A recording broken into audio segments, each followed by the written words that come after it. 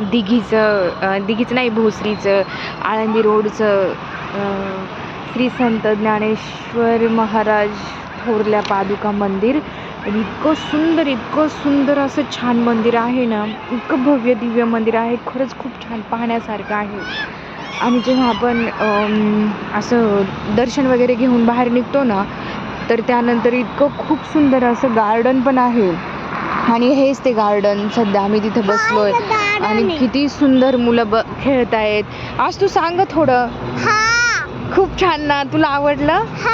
खूप छान. आज तिथे ना मंदिरापाशी आलो आम्ही.